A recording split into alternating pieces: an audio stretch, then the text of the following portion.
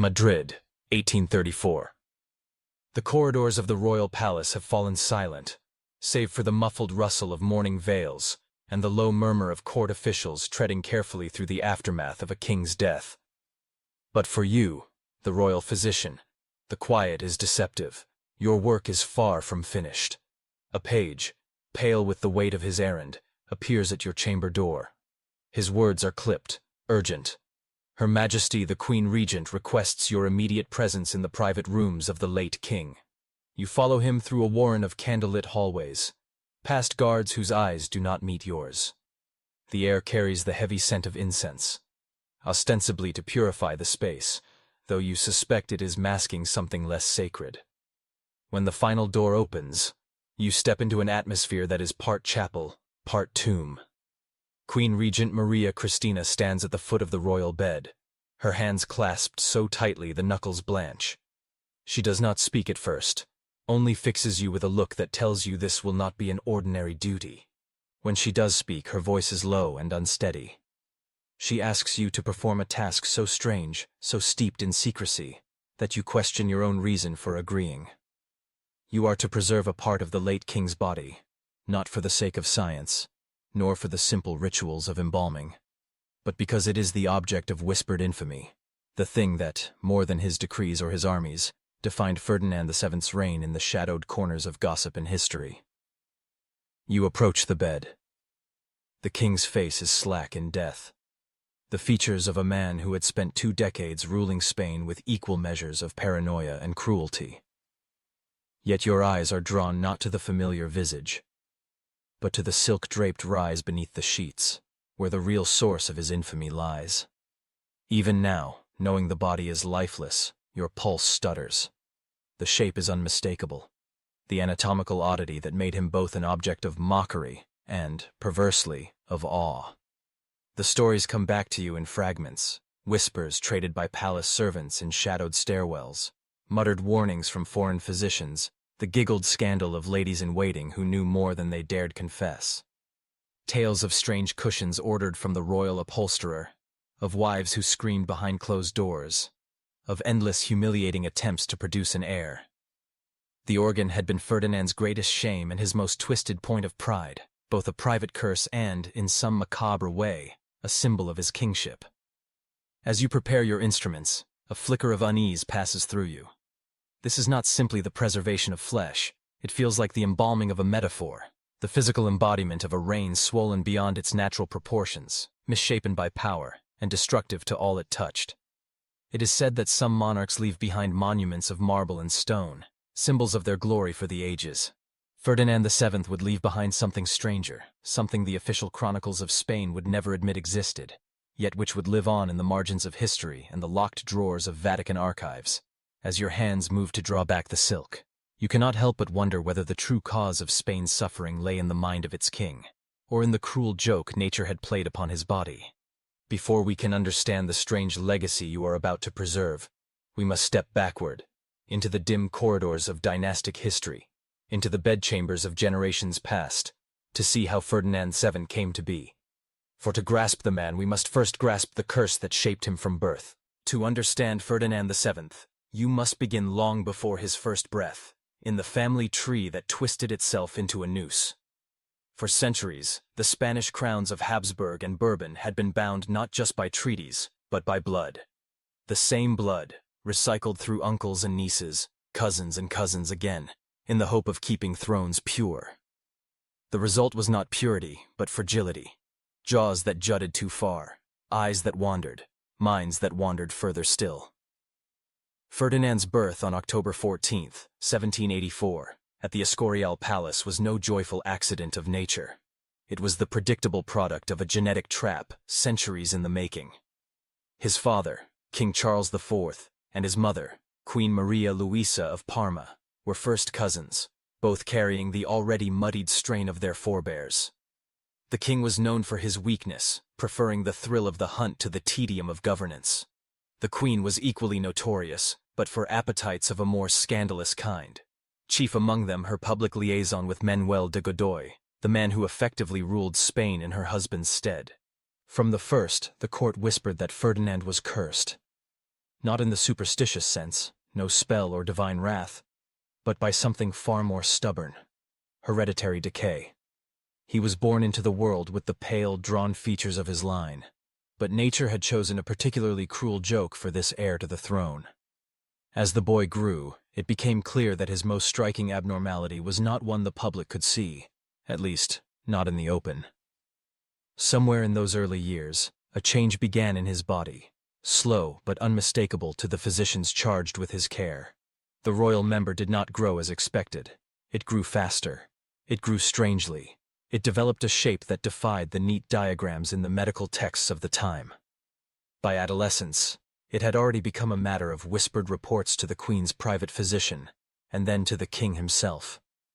The language of these early medical notes is cautious, almost poetic in its evasion. One physician wrote that, "His Highness possesses a member of such unusual form and scale that nature appears to have mistaken him for another creature entirely."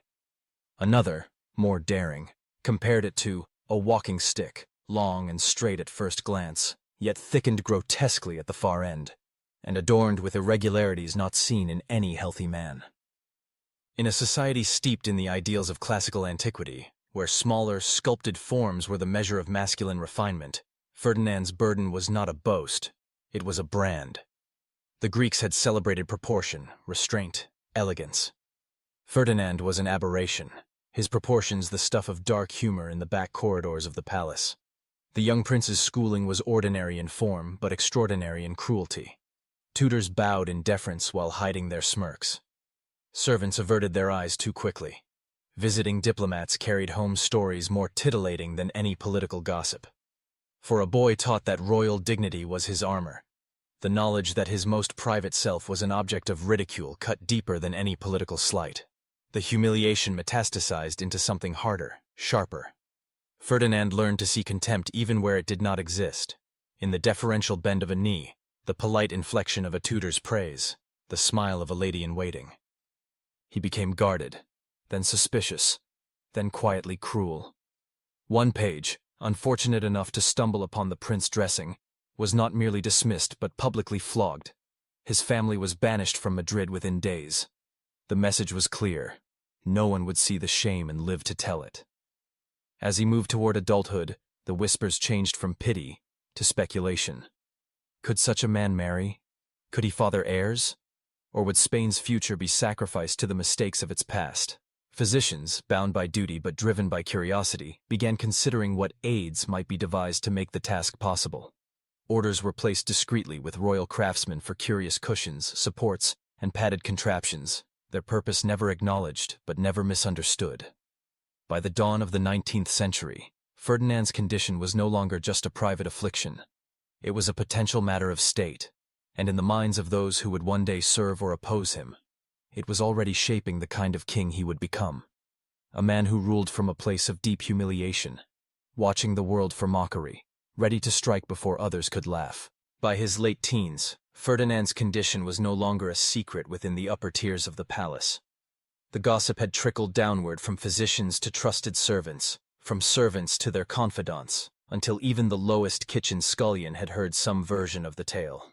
The descriptions varied. Some made it sound like a freakish weapon, others like a malformed appendage, but all agreed it was unlike anything a man should have. This constant awareness of being talked about created in Ferdinand a particular kind of paranoia, the kind that thrives on partial truths. He didn't know exactly who had spoken or what words they had used, but he knew they had. That was enough to make every bow feel mocking, every glance a measuring one. He could not step into a room without wondering if the laughter he heard a moment later was about him. That paranoia quickly found an outlet in cruelty. The young prince began issuing punishments far out of proportion to the offense. A servant who polished his boots incorrectly might be dismissed without references. A guard who hesitated before saluting could find himself reassigned to a freezing outpost on Spain's northern frontier.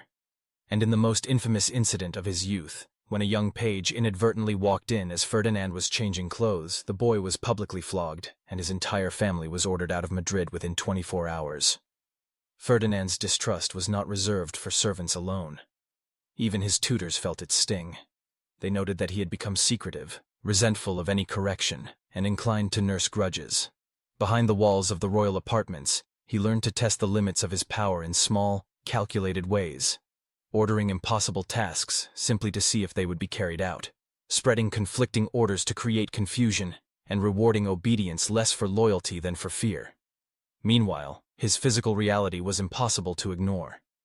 His anatomy continued to change, growing more extreme in both size and shape. The base remained narrow, no wider than a man's thumb, according to one physician. But the shaft thickened grotesquely at the far end, sometimes described as the width of a clenched fist, and adorned with small, irregular growths that served no apparent purpose. The length, even in its natural state, exceeded 10 inches. When engorged, it was longer still, curved in ways that made penetration a painful proposition for both partners. Ferdinand's medical advisors, desperate to keep the matter contained, began commissioning marital aids from the palace's most discreet craftsmen. These ranged from padded wedges and supports to complex harnesses designed to angle the royal organ into a position less likely to cause injury. Each device was tested in private consultation rooms, examined, adjusted, and stored away in locked chests under the watch of the king's most trusted attendants. At the same time, Ferdinand fell victim to the era's thriving industry of quack remedies.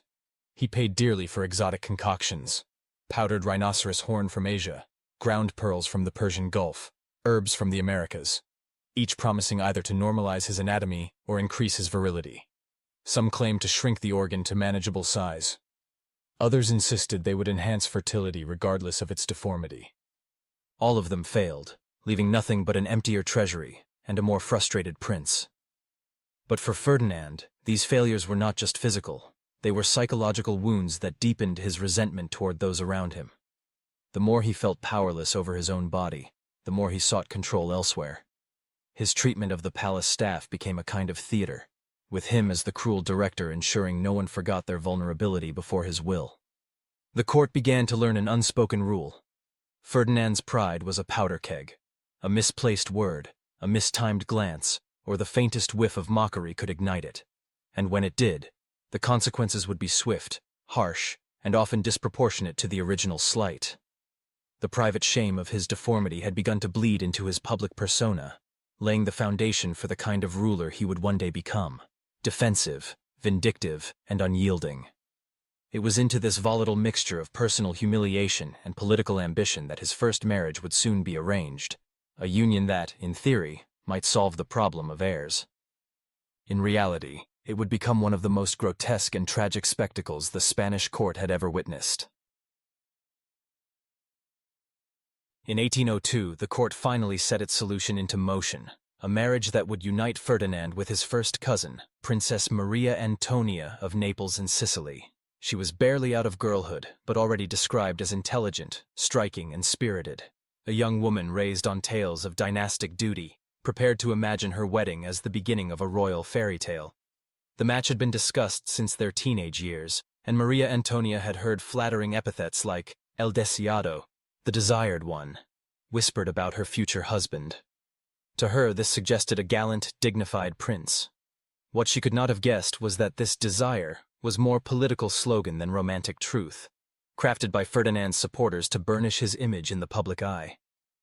The wedding itself was the stuff of spectacle.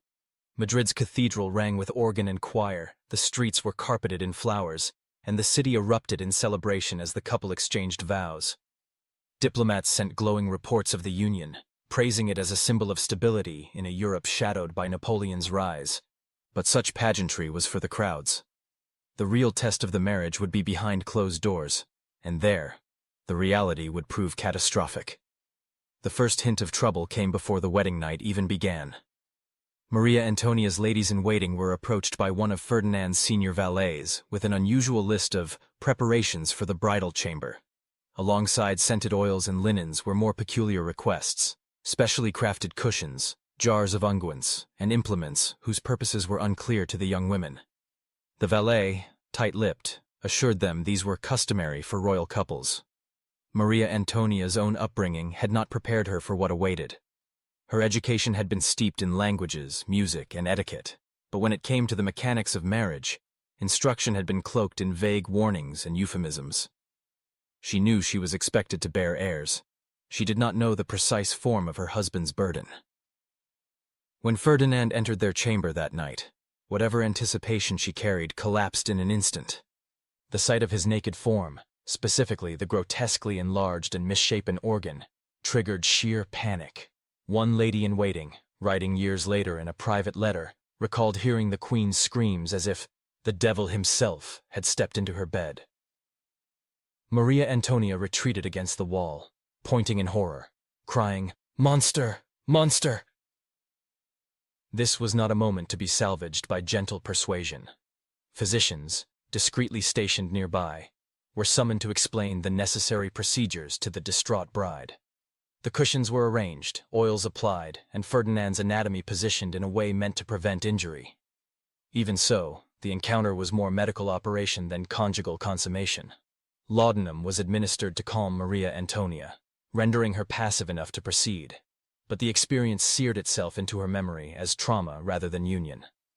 Attempts at conception became ritualized ordeals. At Ferdinand's summons, the chamber would be prepared like a surgical theater, cushions, supports, and medical attendants waiting discreetly outside. Maria Antonia, increasingly dependent on laudanum, would submit to the process in a haze, only to retreat afterward to her own wing of the palace. Months passed with no pregnancy, deepening Ferdinand's obsession. He convinced himself that his wife's visible revulsion was somehow the cause of their failure. Astrologers and court mystics were summoned to calculate auspicious nights for intimacy. The Queen's position during these encounters was sometimes secured by restraints, crafted by the same artisans who made the king's saddles, to prevent her from flinching away. It was during these years that Ferdinand embraced some of the strangest fertility remedies of his reign. One itinerant mystic, claiming knowledge from the Orient, told him that his unusual anatomy was a sign of divine favor, a dragon's rod, whose potency required only the correct rituals to be unlocked. Incense was burned, chants repeated, and contorted positions attempted. Against all odds, Maria Antonia did conceive twice, but each pregnancy ended in devastation. The first miscarriage in 1804, at 4 months, was officially blamed on her delicate constitution. In reality, physicians privately admitted that the trauma of intercourse itself had likely damaged her body's ability to sustain the pregnancy. The second loss in 1805 was even crueler. Nearly full term, the child was stillborn after a bloody, torturous labor that nearly killed her. Maria Antonia never truly recovered. Her laudanum use became addiction. Her health and spirit withered. In her final years, she spent long hours in prayer, seeking forgiveness for sins she could not name, guilt planted by Ferdinand's constant accusations that she had sabotaged his quest for an heir. In May 1807, at just 21 years old, she died. The official cause: fever and constitutional weakness. The unofficial whisper: despair. Within the palace, there were murmurs of poison, and suspicion turned toward Ferdinand himself. The sudden death of the royal apothecary days later, along with the disappearance of a cryptic letter, only deepened the mystery. Publicly, Ferdinand donned mourning black. Privately, relief flickered through the court. He was already making inquiries about his next bride. In the months following Maria Antonia's death, the royal palace seemed to breathe easier, at least outwardly. The oppressive cycle of scheduled marital procedures was gone, and with it the constant tension that had gripped her ladies-in-waiting. But Ferdinand himself did not relax. If anything, his paranoia sharpened, honed now by the knowledge that even marriage could not shield him from the whispers he feared most. He moved quickly to restore his personal control over the palace. Servants were reshuffled, and some quietly dismissed with no explanation. Ferdinand's personal attendants were chosen not just for skill but for pliability, the sort of men who would obey without hesitation or question. His orders became more erratic, a mix of meticulous detail and arbitrary cruelty. A valet who failed to polish a pair of boots to mirror finish might find himself banished to a rural estate. A lady-in-waiting who so much as mentioned the late Queen's name could be transferred to a convent overnight. Yet behind the rigid walls of etiquette, Ferdinand was already scanning Europe's royal families for a new bride. His criteria were not what one might expect. Fertility was desirable, yes, but not as important as docility. The woman he sought had to be malleable, easily isolated from her family, and compliant enough to endure the private demands his anatomy required. Meanwhile, Spain itself was a country in quiet decay. Charles IV remained on the throne, but effective power lay with Manuel de Godoy, the Queen's lover, and a man widely despised by both nobility and commoners. Ferdinand had begun to see himself as Spain's inevitable savior, the rightful ruler who would sweep away Godoy's corruption. In this, he found allies among ambitious nobles and restless military officers. By 1807, these allies had coalesced into a shadow network, calling themselves the Fernandinos. They set about building the prince's image as El Deseado, the desired one, not only in whispered court gossip but in pamphlets and political salons. In public, they painted him as intelligent, patriotic, a reformer in waiting. In private, they kept careful distance from his more eccentric behaviors and did not speak of the medical realities that made his marital future uncertain. The prince played his part, but he was not above undermining his own supporters if it suited his purposes. This trait revealed itself during the El Escorial conspiracy of late 1807, a plot to overthrow Charles IV and remove Godoy with Napoleon's discreet backing. The conspiracy was discovered before it could succeed, and Ferdinand's reaction was telling. Instead of protecting his co-conspirators, he handed over names, documents, and details in an attempt to save himself. Men who had risked their lives for him were imprisoned or exiled. Ferdinand, the betrayer, remained in Madrid under the guise of filial repentance. This betrayal marked him as a man with no loyalty beyond his own survival. Yet for all his political cowardice, his personal life remained shrouded in the same quiet ruthlessness. The palace workshops, already experienced in producing the marital aids of his first marriage, continued their work in secret, refining their devices and experimenting with new designs. More elaborate cushions, adjustable supports, and mechanical contraptions emerged, each tested under the strictest confidentiality. Those who worked on these projects were rewarded generously but bound to secrecy by more than oaths. A few who hinted at their involvement outside palace walls met sudden ends: an unexplained fall from a scaffolding, a drowning in the palace fountain, a sudden fever. It was whispered that Ferdinand's silence was as much purchased in blood as in gold. By the time Napoleon's armies crossed into Spain in 1808, Ferdinand's personal ambitions and his private insecurities had become deeply entwined. He dreamed of the crown not for the responsibilities it carried, but for the immunity it might grant him from ridicule. What he did not foresee was that the emperor who might place that crown upon his head would also see through him entirely, both as a political actor and as a man. In the spring of 1808, Ferdinand's grasp on the throne lasted scarcely long enough for the royal seal to dry. Napoleon Bonaparte, master of Europe's chessboard, had maneuvered Spain into check with almost contemptuous ease. Summoned to Bayonne under the guise of diplomacy, Ferdinand found himself stripped of his crown and replaced with Napoleon's own brother, Joseph Bonaparte. The prince who had plotted against his father now found himself a political pawn, one traded away without ceremony. He was sent north into France, to the Château de Valençay, where the gilded trappings of royal life were replaced with the quiet suffocation of house arrest. Here, French hospitality was a velvet glove over an iron grip. He had rooms, fine meals, attendants, but every door was watched, every letter read, every conversation noted. Napoleon's court physicians wasted little time in satisfying their curiosity about the captive king's rumored condition. Unlike their Spanish counterparts, these men were not constrained by the elaborate etiquette of the Bourbon court. What the Spanish had hinted at in careful euphemism, the French documented with almost clinical brutality. They examined Ferdinand in a series of sessions that bordered on invasive theater, measuring, sketching, prodding. The medical reports, later discovered in Napoleonic archives, describe his organ in terms that strain the boundaries between anatomy and mythology, a length exceeding any recorded in medical literature, a base so narrow it appeared fragile, a distal girth grotesquely disproportionate, and a curvature that rendered functional use almost impossible. One physician, perhaps reaching for poetry, compared it to the haft of a cane ending in a great bulb, twisted as if by some craftsman's cruel joke.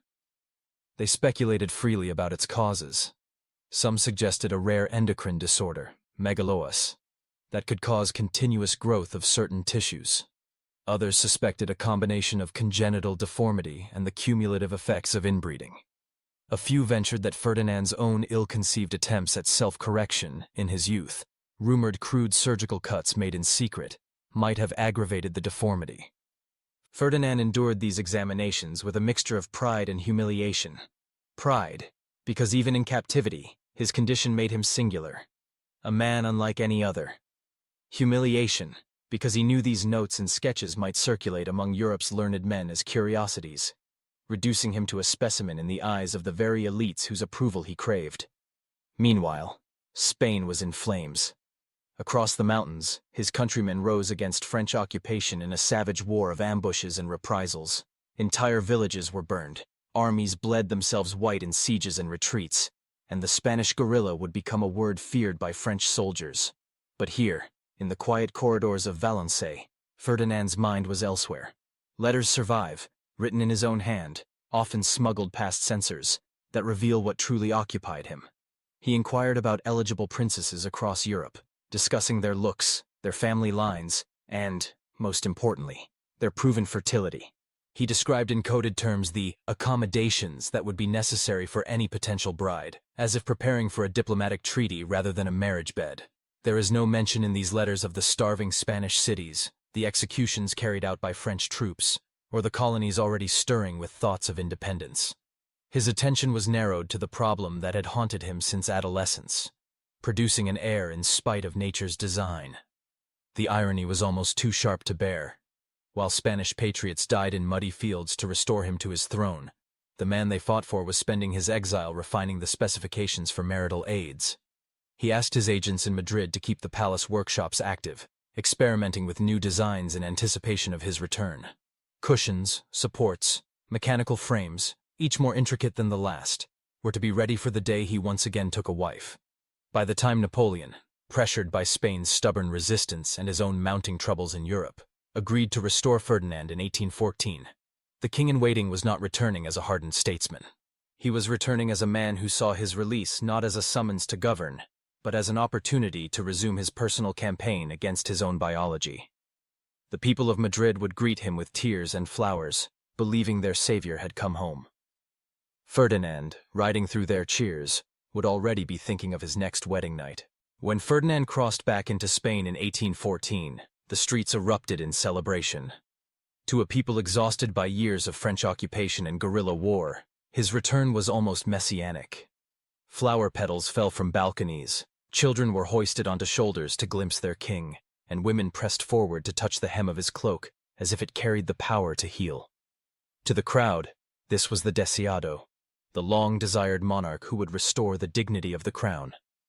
But inside the king's carriage, Ferdinand's thoughts were not on policy or the rebuilding of his shattered country. His mind turned inward, toward a more private and obsessive goal, securing a new bride, one capable of giving him the heir that had eluded him through the long and humiliating years before exile. In the weeks following his return, he spent as much time in consultation with physicians and engineers as he did with ministers. Designs for new marital aids were commissioned from the finest craftsmen in Europe, some summoned to Madrid under false pretenses, so that their true work could be concealed from public knowledge. His chosen second wife was Maria Isabel of Portugal, another cousin in the endless loop of Bourbon and Braganza intermarriage. 19 years old, she entered the Spanish court with a mixture of youthful optimism and diplomatic duty. Her family had assured her that Ferdinand's earlier marital troubles were exaggerated. The court physicians had offered careful, soothing words about special preparations. The wedding in 1816 was a spectacle of Baroque splendor, calculated to project stability and grandeur. Gilded carriages rolled through the streets, the cathedral blazed with candlelight, and foreign dignitaries toasted the union as a bond between Iberian crowns. Ferdinand himself wore cloth of gold and a carefully composed expression, masking the anxious calculation beneath. For him, the ceremony was merely prelude to the night that mattered most. When that night came, every measure had been taken to avoid the disaster of his first marriage. The bedchamber had been outfitted like a private infirmary. Special cushions, engineered for precise angles, were in place. Oils, medicated ointments, and carefully fitted supports stood ready on a nearby table. Even the lighting had been arranged to cast soft shadows, in the hope of dulling the shock of Maria Isabel's first sight of him. None of it worked. The Queen's screams, sharp and unrestrained, carried down the marble corridors, startling the guards. What followed was less a consummation than an assault of necessity, fueled by Ferdinand's desperation and guided by the hands of attendants who had been briefed to assist if required. In the aftermath, the bed linens bore more blood than anyone dared comment upon. Maria Isabel emerged pale, trembling, her eyes fixed on some point far away, as if already withdrawing into herself. The weeks that followed saw no improvement. She began to flinch at the sound of his footsteps, avoided meeting his gaze, and developed a stammer that worsened whenever they were alone together. Her ladies-in-waiting reported sudden night terrors. The queen would wake screaming, convinced she saw a monster in her chamber. Palace physicians labeled it nervous instability, but in truth, they recognized the signs of trauma. Ferdinand, however, interpreted her fear as insult. He became convinced that Maria Isabel was mocking him in secret or conspiring with foreign courts to humiliate him. Her letters were intercepted. Her food was subjected to elaborate tasting rituals. The queen's chambers were searched for hidden correspondence, weapons, or, absurdly, magical charms meant to sabotage conception. As the months turned into years, the pressure to produce an heir became unbearable. Ferdinand cycled through increasingly bizarre solutions, consulting astrologers to align attempts with favorable lunar phases, subjecting the queen to diets fortifying to the womb, even entertaining the suggestions of foreign circus performers who claimed anatomical expertise. The royal bedchamber became a grotesque laboratory of failed experimentation, its results measured not in success, but in the deepening hollows beneath the queen's eyes. Then came the phantom pregnancies. Twice, Maria Isabel exhibited every sign of being with child: morning sickness, swelling, even the quickening of movement, only for the symptoms to vanish. Whether born of hope, hysteria, or a body in rebellion, these episodes offered Ferdinand brief spikes of optimism, followed inevitably by black depressions that paralyzed the government for weeks at a time. By 1818, Maria Isabel's health had collapsed. Official bulletins blamed nervous exhaustion, brought on by her delicate constitution. In private, her ladies whispered of self-neglect, of a queen who no longer ate, who sat for hours unmoving, and who once told her confessor that death would be a kindness. That spring, the kindness came. Her death was announced with solemn ceremony, draped in the proper rituals of mourning. But within the palace, grief was tangled with an unspoken relief. Ferdinand, outwardly somber, wasted no time in setting his sights on yet another bride, one who, he still believed, might finally succeed where the others had failed. By 1819, Ferdinand's reputation as a husband was no secret in Europe's royal courts. Whispers of his late wife's misery had traveled with the discreet speed of scandal, tucked into diplomatic letters and murmured over embassies' private dinners. Most eligible princesses, and their families, politely declined any talk of alliance with the Spanish crown. But in Saxony, there was one exception. Maria Josefa Amalia of Saxony, 24 years old, pious, and, most importantly, born into a house under financial strain. Maria Josefa arrived in Madrid with her own physicians, midwives, and a carefully packed chest of medical devices that would not have looked out of place in a surgical theater. She had been thoroughly briefed by Saxon court doctors who had consulted with their Spanish counterparts. Unlike Maria Antonia or Maria Isabel, she had no illusions about romance. To her, marriage to Ferdinand was a duty, a test of discipline and endurance, not affection. The wedding lacked the exuberance of his earlier unions. The court was weary of matrimonial pageantry. Foreign dignitaries were fewer. The music in the cathedral seemed muted. Even Ferdinand's attire, though rich, was less flamboyant, a sign perhaps of age, or perhaps of a man more concerned with what would follow than with the display itself. From the first night, Maria Josefa approached her role with clinical detachment. Sessions were scheduled in advance, like appointments on a royal calendar. The bedchamber was prepared with the precision of a military operation. Supports arranged, ointments warmed, attendants on call just beyond the door.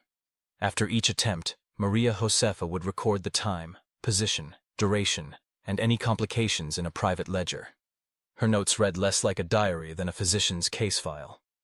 At first, Ferdinand seemed cautiously optimistic. She neither screamed nor recoiled as his previous wives had. She followed instructions exactly, without visible resistance. But soon, her calm began to unnerve him. Where Maria Antonia's terror had wounded his pride, Maria Josefa's composure felt like a different insult, the cool curiosity of a scientist studying a specimen. His paranoia adapted to this new context. He began suspecting that her ledger was not for personal reference, but for secret transmission to foreign courts, evidence of his defect being passed like contraband through the corridors of Europe. Spies were assigned to monitor her correspondence, to intercept and open any letter she sent beyond the palace walls. The Queen, fully aware of the surveillance, took to writing only the most mundane pleasantries to her family, hiding her deeper thoughts in the guarded silence of her own mind. Meanwhile, Spain's political and economic crisis deepened.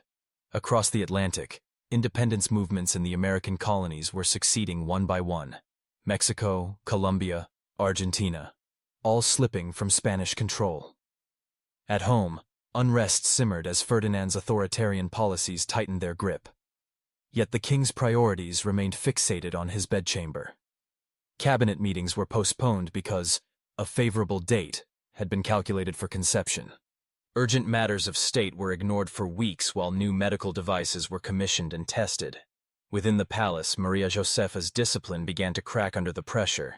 Though she did not share the overt trauma of her predecessors, the unending schedule of mechanical intimacy, the scrutiny of the court, and the impossibility of success wore on her health.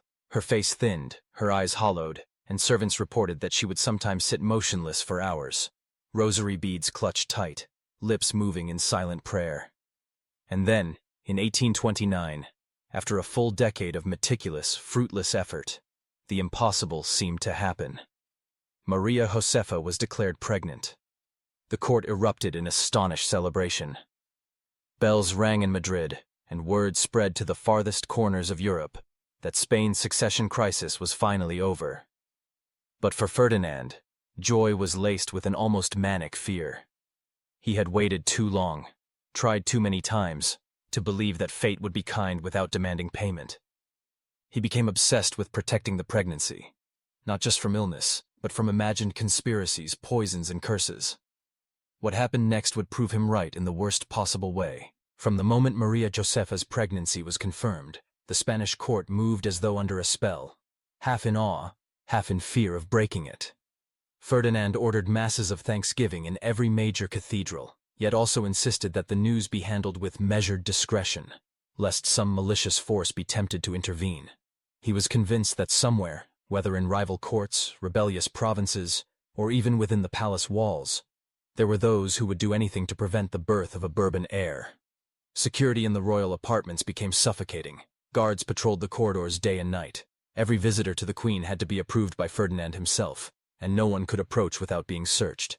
He even ordered the Queen's food and drink to be tested 3 separate times, once by a taster, once by a physician, and once by a priest who would bless it against poison. Maria Josefa's chambers took on the atmosphere of a monastic cell.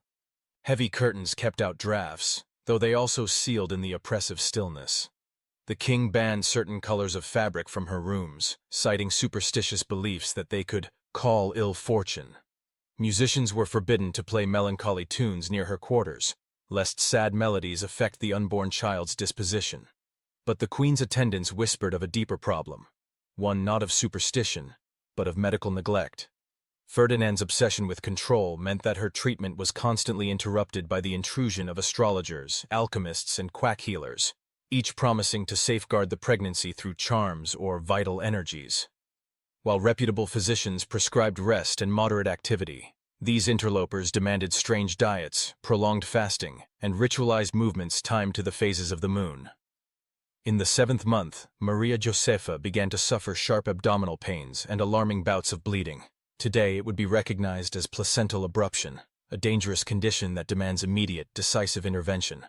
But in the chaotic tug-of-war between trained doctors and the king's mystics, valuable hours were lost.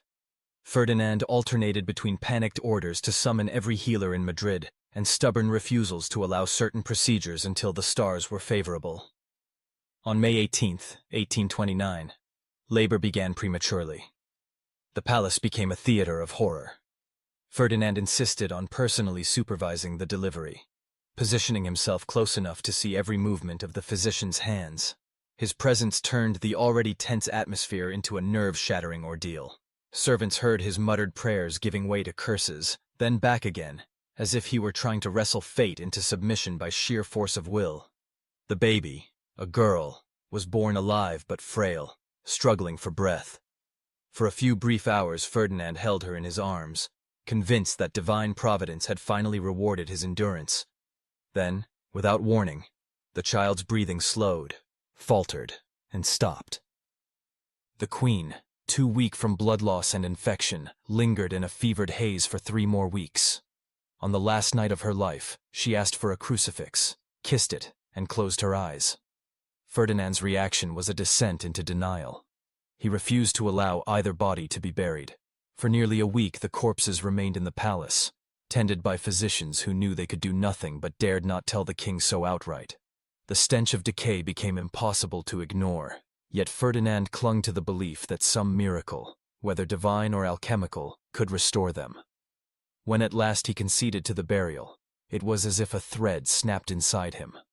He withdrew from council meetings, barely touched food, and spent long hours in a private chamber where he kept the death masks of all 3 of his wives. Those who entered reported finding him staring at them as though waiting for them to speak. But even in the depths of this grief, his obsession with securing an heir did not die. Advisors, wary of Spain's political instability, began searching for yet another marriage prospect. Someone, anyone, who might endure Ferdinand's demands and produce a child to secure the Bourbon line. And soon, they would find her. By late 1829, Ferdinand was a man physically worn and emotionally hollow, but the machinery of monarchy demanded he keep moving.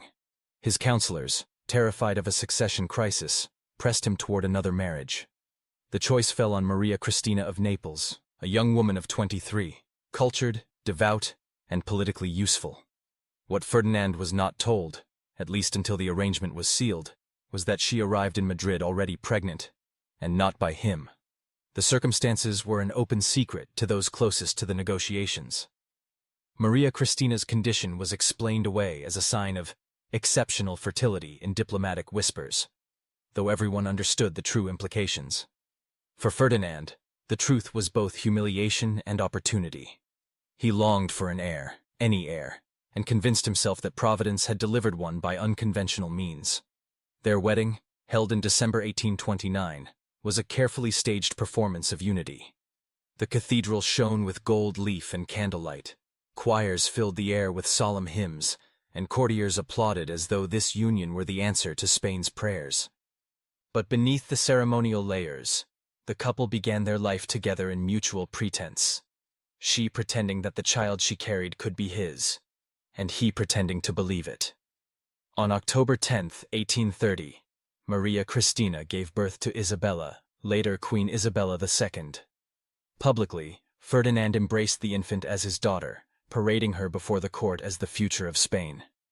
Privately, the child became a paradox, both a source of pride and a living reminder of his own failures. He stared at her for hours, searching her tiny face for traces of himself. Some days he was convinced he saw them. Other days, her features seemed to him proof of another man's triumph. Still, Ferdinand's obsession with producing an heir of his own blood did not fade. He resumed his marital project with Maria Cristina almost immediately, summoning the same cadre of physicians, attendants, and artisans who had served during his earlier marriages. Special cushions were refitted, oils restocked, and schedules drawn up to coincide with astrologically auspicious nights. The queen, like her predecessors, was expected to submit without question. But Maria Cristina was not a passive figure. Politically shrewd and experienced in the intrigues of a royal court, she understood the dangers of her husband's paranoia. She learned to navigate his moods, to soothe his suspicions with carefully chosen words, and to present herself in public as the image of a loyal, attentive wife. In private, however, the strain was constant. Ferdinand's nightly inspections of her chambers were unannounced and relentless. He had spy holes drilled into the walls so he could watch her unseen, while she prayed, dressed, or simply sat in thought. The Queen's letters to her family were intercepted and read aloud to Ferdinand, who demanded explanations for every phrase he found ambiguous. Servants assigned to her were ordered to record her expressions and mannerisms, noting any sign of melancholy or restlessness as potential evidence of disloyalty. Even her meals became ceremonies of suspicion, multiple tasters sampling every dish, then waiting under observation to see if illness struck. This was life in the royal household now, a gilded cage layered in velvet and menace. Maria Cristina moved through her days with measured grace, aware that the slightest misstep could unleash the king's rage. And in the center of it all, Ferdinand clung to the hope, however irrational, that she might still give him the child that would make him whole in his own eyes. By the early 1830s, Ferdinand's private fears had begun spilling into the machinery of government, warping the court into a mirror of his own mind. The tactics he used to watch his wife, interception of letters, coded speech, hidden observers, were now applied to ministers, generals, even foreign envoys. No conversation was too trivial to escape suspicion. He began staging deliberate tests in private meetings, making contradictory statements to see who would dare correct him. Those who did were marked as disloyal. Those who did not were suspected of harboring secret contempt. The atmosphere in Madrid grew taut with unspoken rules. Courtiers learned to keep their voices low, their words ambiguous, and their expressions unreadable. A misplaced glance or a casual compliment to the queen could land a man in exile. Even birthday celebrations became tense affairs where the arrangement of flowers or the choice of a toast could be interpreted as an encoded insult to the king's virility or legitimacy. Beyond the palace walls, the effects were corrosive. Ferdinand's refusal to trust his own ministers meant decisions were delayed or abandoned entirely. Spain's economy, already weakened by the loss of its American colonies, stagnated. Trade routes suffered from neglect, tax collection became erratic, infrastructure projects stalled mid-construction. But Ferdinand's attention was elsewhere, focused on rooting out plots that often existed only in his imagination. Maria Cristina, for her part, was showing the same signs of strain that had marked his previous wives. She startled at unexpected noises, avoided prolonged eye contact, and seemed perpetually aware of who might be watching. Her letters to Naples, when they slipped past Ferdinand's surveillance, spoke of living in a glass cage and feeling her sanity fray. She confided that she had learned to control her breathing, her gestures, even the way she poured tea, anything that might be misread as defiance. Meanwhile, Ferdinand's obsession with ensuring Isabella's loyalty deepened. Though she was still a child, he worried she might be turned by her mother or foreign agents. He began ordering reports not only on her health and education, but on her facial expressions and tone of voice when she addressed him. Tutors were instructed to watch her for signs of secrecy. Playtime in the gardens was monitored as closely as state councils. The king's network of informants expanded into a full-fledged surveillance apparatus, draining the treasury with its size and inefficiency. Guards were rotated daily to prevent them from being corrupted. Food tasters were doubled, and secret passages multiplied throughout the palace so Ferdinand could move unseen. All of it cost a fortune, siphoning resources from a country that could barely afford to keep its army supplied. Internationally, Spain's reputation suffered. Ambassadors from France, Britain, and Austria sent back reports describing the king's erratic and dangerously suspicious behavior. Potential allies hesitated to commit to treaties, wary of a ruler whose personal instability could derail agreements overnight. Some foreign observers began quietly predicting that Spain's decline was now inevitable, not because of economic weakness alone, but because its monarch's mind was a collapsing foundation beneath the entire state. Inside the palace, the courtiers who had survived the reign this long were adapting in strange ways. Some treated the king's paranoia as a game to be played, feeding him controlled rumors to manipulate his decisions. Others simply withdrew into silence, avoiding notice at any cost. The result was a hollow court, ornate, ceremonial, but devoid of honest counsel. And at the center of it all, Ferdinand was still fixated on the same impossible quest: to father a child who would be indisputably his own. The more Spain unraveled, the more he seemed to believe that producing such an heir would somehow restore his honor, and, by extension, the kingdom itself. But his body, his mind, and his country were all running out of time. By 1833, the strain of Ferdinand's obsessions had carved itself into his body. The king who once rode through Madrid in cloth of gold now moved with a tremor in his hands and a stiffness in his gait. Chronic digestive trouble plagued him. His nights were restless, his mind circling endlessly over the same imagined betrayals. Even in council, he would drift into muttering about secret enemies or the special preparations still needed to secure a legitimate heir, though Maria Cristina showed no sign of another pregnancy. His speeches became rambling patchworks of suspicion and non sequiturs. Ministers reported that he sometimes forgot their names mid-sentence, only to accuse them moments later of plotting his downfall. The court physicians recognized the signs of cognitive decline, but no one dared put the diagnosis into words.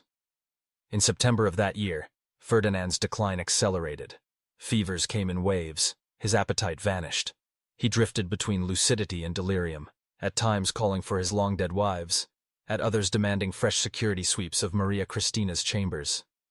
He seemed to take no comfort from Isabella's presence, some days clutching her in a desperate embrace, others staring at her as though she were a living accusation. On September 29, 1833, Ferdinand VII of Spain died. The official cause, announced to the nation, was gout complicated by infection. In the privacy of the palace, his physicians knew the truth was broader. A lifetime of physical abnormality, untreated psychological wounds, and unrelenting paranoia had ground him down until nothing remained to fight the final illness. What happened next was a final chapter as grotesque as the life it concluded. In a sealed room, with only the most trusted medical attendants present, an autopsy was performed. Their findings confirmed, and exceeded, the centuries of rumor. The organ measured a staggering 14 inches in length, with girth so variable that the base and the tip seemed to belong to different bodies entirely. Dense scarring ran along its underside, evidence of crude, self-inflicted attempts at surgical correction dating back to his youth. These interventions had only worsened its deformity, making natural function all but impossible. The preserved specimen, along with detailed anatomical drawings, was quietly sent to the Vatican archives, sealed as material too disturbing for public knowledge. Those who later claimed to have seen it described a thing at once pitiable and monstrous, an object that seemed to distill the strange tragedy of its owner's life. Power warped by shame, desire twisted into cruelty. Ferdinand's death left Spain in the hands of Isabella II, a little girl whose legitimacy had always been shadowed by suspicion. The kingdom she inherited was brittle, colonies gone, the treasury near empty, factions within the nobility already sharpening knives for the struggle to come. Civil war erupted within months, the first of the Carlist Wars, as rival claimants challenged Isabella's right to rule. Historians would come to see Ferdinand's reign as a cautionary tale of how private dysfunction can metastasize into national catastrophe. His personal shame became a public obsession, his inability to trust, a governing principle, his fixation on producing an heir, a slow poison that drained his energy from the work of state. He was both victim and architect of his downfall, shaped by a genetic curse, but also by choices that turned insecurity into tyranny. And so the man who might have been remembered as a restorer of Spain returned instead to history as its most infamous cautionary tale, not for the grandeur of his conquests or the vision of his reforms, but for the intimate disaster at the center of his life, hidden under silk sheets, whispered in corridors, and locked away in a Vatican vault. In death, Ferdinand achieved the one kind of immortality he never sought, his name bound forever to a grotesque relic, a strange and terrible inheritance that no crown could redeem.